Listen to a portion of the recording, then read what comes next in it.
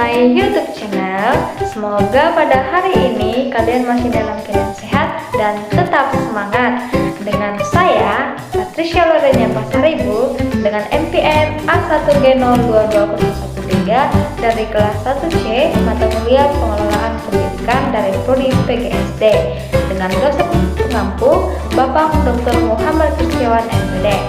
Nah, kalian pasti ingat kan pada video saya yang sebelumnya membahas tentang fungsi-fungsi manajemen.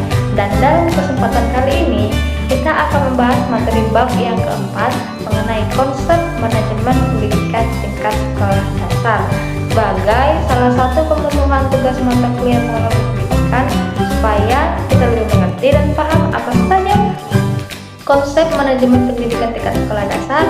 Yuk kita bahas bersama.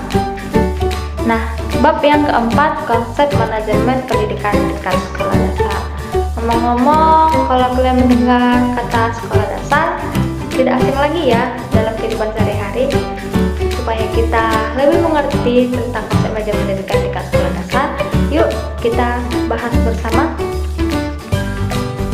Nah, pembahasan di dalam konsep manajemen pendidikan tingkat sekolah dasar ada 6 pokok bahasan.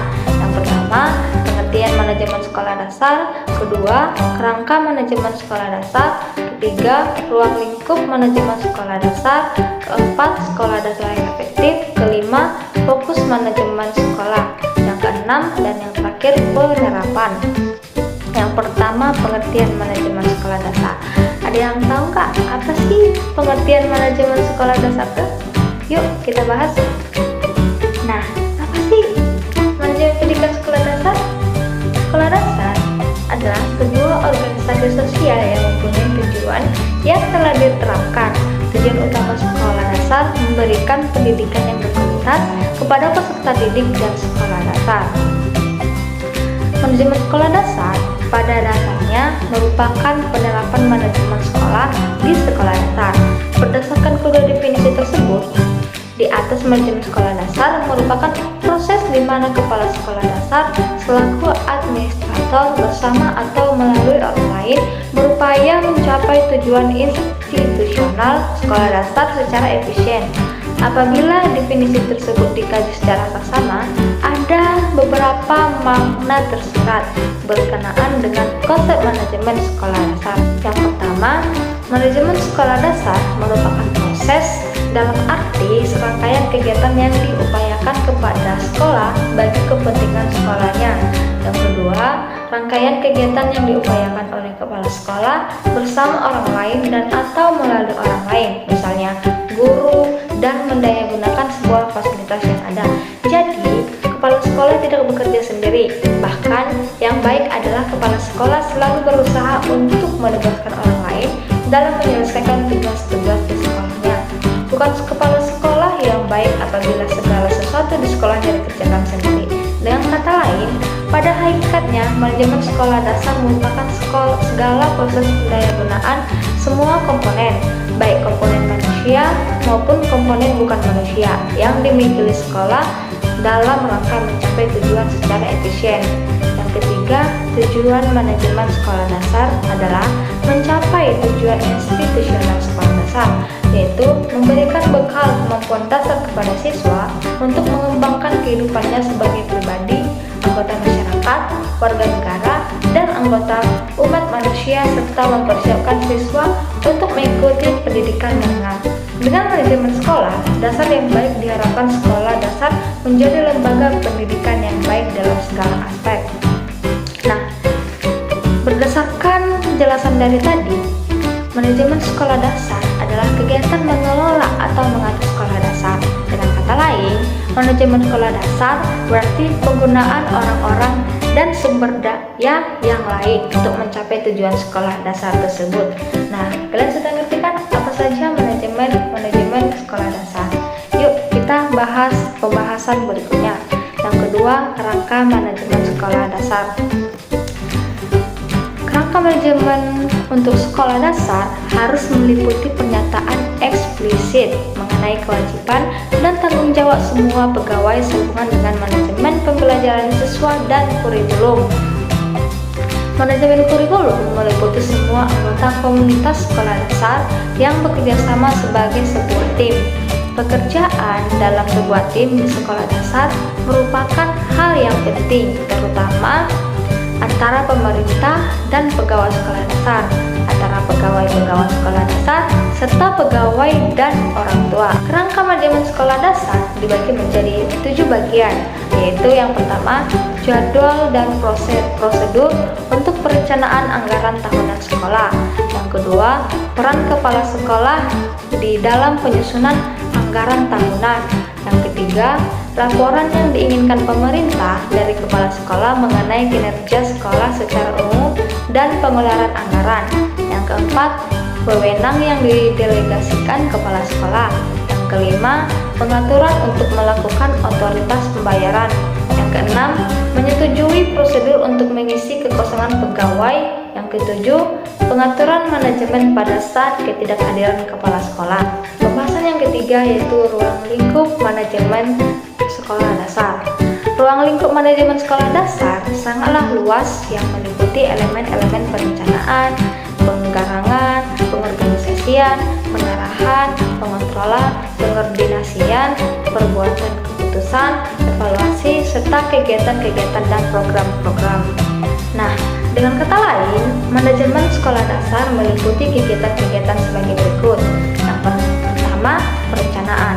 Semua kegiatan dan program sekolah dasar pada awalnya yaitu pengakuan, pekerjaan akademik, kegiatan kurikuler, ujian, promosi siswa ke kelas yang lebih tinggi, pertemuan pegawai, asosiasi guru, dan orang tua. Yang kedua, distribusi kegiatan akademik dan KO kurikuler di antara anggota pegawai sesuai dengan minat, kemampuan, dan pengalaman. Ketiga, persiapan anggaran tahunan yang menunjukkan penerimaan dan pengeluaran. Keempat, persiapan jadwal kegiatan. Kelima, penyediaan pegawai. Keenam, penyediaan peralatan dan furnitur termasuk pembelian, pemeliharaan, perbaikan. Yang ketujuh, penyediaan buku untuk perpustakaan sekolah termasuk pembelian dan pemeliharaan. Kedelapan, organisasi kegiatan KO kurikuler. 9. Pemeliharaan catatan. 10. Pengawasan kelas secara reguler. 11. Pengaturan ujian setiap bulan, setiap semester, dan setiap tahun. Dan yang ke-12, promosi siswa ke kelas yang lebih tinggi, koordinasi pekerjaan guru, dan lain-lain. Nah, pembahasan yang keempat mengenai sekolah dasar yang efektif. Sekolah dasar yang efektif adalah sekolah yang mampu mengoptimalkan semua masukan dan proses bagi ketercapaian output pendidikan, yaitu prestasi sekolah, terutama prestasi siswa yang ditandai dengan dimilikinya semua kemampuan berupa kompetensi yang dipersyaratkan di dalam belajar. Nah, menurut Marini 2014-78, karakteristik sekolah dasar yang baik adalah sebagai berikut. Yang pertama, kepemimpinan kepala sekolah yang memiliki tujuan. Kedua, keterlibatan kepala sekolah. Tiga, keterlibatan pegawai sekolah dalam perencanaan. Keempat, konsisten, keberlanjutan, dan kemajuan di dalam kegiatan pengajaran. Kelima, pendekatan pembelajaran yang terstruktur.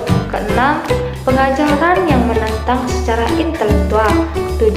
Lingkungan yang berpusat pada pekerjaan dan iklim kerja yang positif. 8. Tugas yang terdefinisi secara jelas. 9. Komunikasi yang baik antara guru dan siswa. 10. Catatan tertulis. 11. Keterlibatan orang tua dan masyarakat. Dan yang terakhir, pekerjaan yang ditunjukkan dan bernilai. Nah, pembahasan yang kelima tentang fokus manajemen sekolah. Manajemen sekolah dasar merupakan proses di mana kepala sekolah dasar selaku administrator bersama atau melalui orang lain berupaya mencapai tujuan institusional sekolah dasar secara efisien. Fokus manajemen sekolah dasar adalah memberikan bekal kemampuan dasar kepada siswa untuk mengembangkan kehidupannya sebagai pribadi, anggota masyarakat, warga negara, dan anggota umat manusia, serta mempersiapkan siswa untuk mengikuti pendidikan menengah. Yang terakhir, penerapan. Untuk menetapkan mutu lembaga pendidikan, ada 5 hal yang diterapkan menurut Baharudin 2010-19, yaitu yang pertama, mengembangkan dan perbaikan kurikulum berbasis kompetensi. Kedua, memperhatikan kondisi kebutuhan siswa dan masyarakat. Yang ketiga, sistem evaluasi yang ada hendaknya dirancang dengan berbasis keahlian peserta didik. Ini berarti sistem pendidik yang dijalankan lebih henitik, beratkan kepada pengukuran kemampuan serta pendidik pada arahan psikomotor daripada hanya sekedar memiliki dan mengetahui pengetahuan dan keahlian yang diajarkan pendidik. Yang keempat, perbaikan sarana dan prasarana pendidikan, pengembangan dan ketersediaan ajar. Dan yang terakhir, kelima, menambah intensitas pelaksanaan pelatihan atau training bagi pendidik dan tenaga kependidikan. Nah, teman-teman, udah selesai nih kita membahas tentang konsep manajemen pendidikan tingkat sekolah dasar. Mudah bukan kalau kita mempelajarinya dengan baik. Semoga video kali ini bermanfaat bagi kalian. Saya, Patricia Lornia Kasaribu, mohon maaf apabila ada kesalahan kata ataupun tutur kata yang tidak baik. Saya tutup dan selamat berjumpa di video berikutnya.